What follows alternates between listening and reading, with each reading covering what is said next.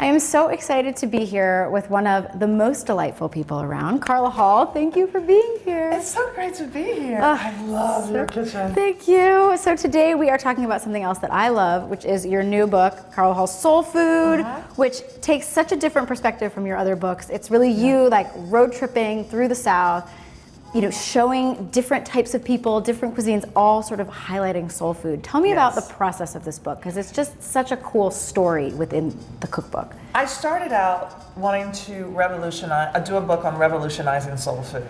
And then I got to the point, why am I revolutionizing it? It's perfect as it is. It's just people don't really know it. Know the real thing. They know maybe 20% of it. So with doing my DNA through African ancestry, and I found out that my ancestors were Yoruba from Nigeria and the Bubi people from Bioko Island. And I said, if I use the idea, if my ancestors came over today, how would they be eating, right? And it's basically my personal terroir on a plate. And which is why you're also going to find in the book a little bit of Portuguese, you're going to find a little bit of Spanish, you know, because that's also in my DNA as well. And I realized, even though I grew up in Nashville, Tennessee, I didn't really think about or analyze or have an intention of really looking at my culture.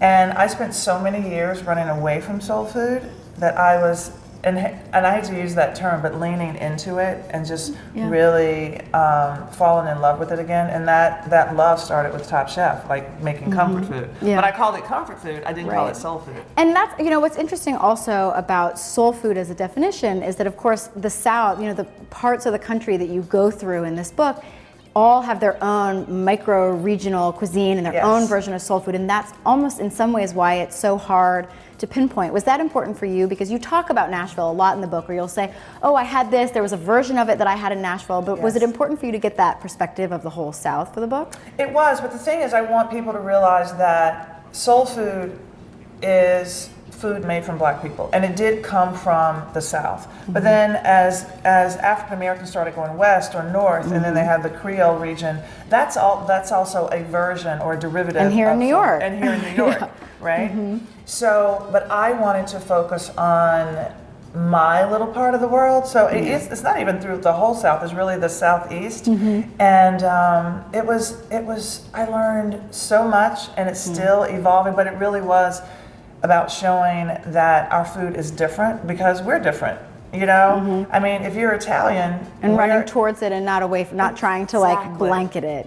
We are making something that is so exciting today. We're making cracked shrimp, which is awesome. Which is just, I think, for a lot of people, they sort of see shrimp and they cook it the same way over and over and over again. And this is a really fun technique. Talk to me about this recipe and kind of where it came from and the sauce that goes with it. So I was a private chef in the Bahamas, and cracked conch is a very popular dish where you take the conch and it's so tough that you pound it, and then you bread it and you fry it. So I wanted to do something that is available here, readily available. So I'm taking the idea of shrimp. And then the sauce, the comeback sauce, is a Mississippi sauce. Mississippi comeback sauce, mumbo sauce, soul sauce. So talk me through the steps. We're going to make a dredge first with the milk. So we're going to crack our eggs in here. Our evaporated milk. Yeah, let me have the whisk and we'll break these up. And talk me through evaporated milk versus regular milk, because I am a big fan of using evaporated milk. I feel like any Southern person is like all about the evaporated milk. That's exactly why I use it. If you're in the Bahamas, it's shelf stable.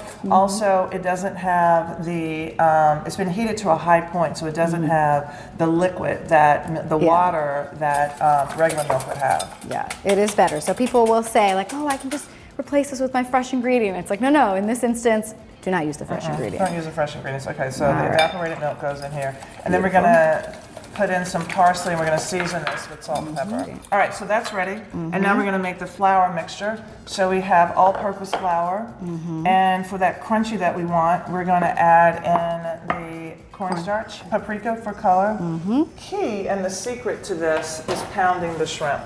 Yeah, this is the part where if you're having a bad day. It's a great recipe for you. Yeah, if you're having a bad day, just get out some shrimp, you know, get a zip top bag, and then we're just going to lay these here. We're going to pound them. So Do you have any frustration you would like to get out? Am I having that kind of a day? When we talk about cracked shrimp, like we are really, pounding them down. Yeah, 'cause And this it is really not. changes the texture of the shrimp. So you can see how flat it is. So you're gonna go into the milk mixture, and then we're gonna do it over here, so Yep. right into the oil. And you use vegetable oil here. How hot do you want it? You know, for people who don't have like a thermometer to get the temperature exactly right. Like, what's your So what advice? we're gonna do, this is what I do. I put a little bit of flour in the oil, and when it sizzles, it's ready. Exactly. It's like So you go really ahead. want it to be. Because they're gonna cook a lot faster than a regular shrimp. You're not really Yes. worried about the inside being done in the same way that you would. So how do you know really like when you've got it?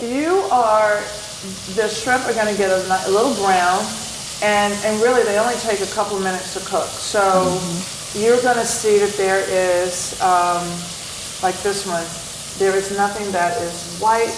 This is actually ready to take out. You can drain them on the side, but if you want to just serve them in the same bowl, you have a fun tip here. Yeah, I crunch up these paper towels so that when I take the fried foods, they're gonna sit right on top of the paper towels, and then the oil is going to drop down so that your fried foods aren't actually sitting in a wet paper towel. Right, which is such a sad feeling, and then they get soggy, and then that's even worse. Exactly. Yeah. Look how beautiful those are. Talk to me about the comeback sauce. right, We so already made it comeback because it's a sauce. lot of ingredients, but they're almost all ingredients that you would just have at home. So Yes. it's like the easiest thing.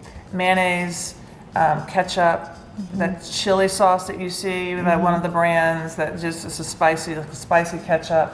There are pickles in here, onions, Worcestershire sauce, lemon. So honestly, it's just everything Right. is in there, you know, for whatever your It's a Russian dressing's gonna be. pantry dressing, and if you don't want to buy it, you could just buy like a Thousand Island or something, and maybe add a little hot sauce to it or Yes, something. yes. Yeah, that would be so good. Oh my God! Well, Okay, Carla, so get in we there. gotta. I'm like, we gotta eat these guys. Oh, perfect. When you think of fried food, you think of something that's very heavy, but this is actually quite light because they've been pounded out. So you're really just cooking them for that like 2 minutes, and then they come out and they're perfectly tender. Exactly. Well, Carla, thank you so much for coming over and cooking us your cracked shrimp and talking to us about your amazing new book, which obviously is available everywhere because everybody has Carla's books. Thank you. Thank you so much. Appreciate it. Love it. Yay.